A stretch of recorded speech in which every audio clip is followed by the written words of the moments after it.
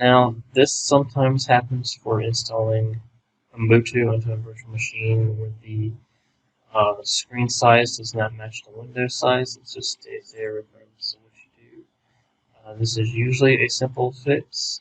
There's two things to try. First, we're going to try to go to Devices on the virtual machine, and then click Insert Guest Additions.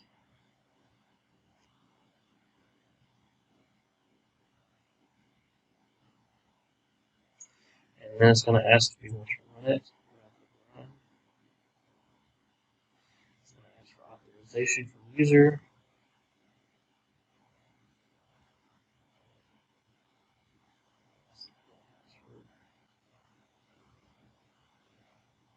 And then it's going to start running in the background.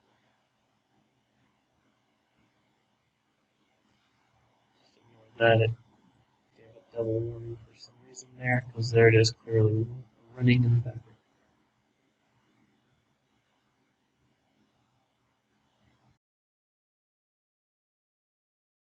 As you see there, it needs to restart before it can initialize, so we're going to hit return to close the window.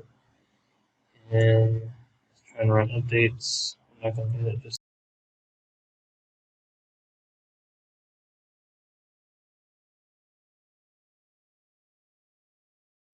And there you go. You do sometimes have to enlarge and lower it to get to actually fit in. That was the simple way to fix it. Sometimes if that doesn't work, the hard way is to manually eject the disk and insert the guest options disk manually. I'll do another video on that at a later time since this actually worked today. Let me know in the comment section if there's any other videos you'd like to see. Thank you guys.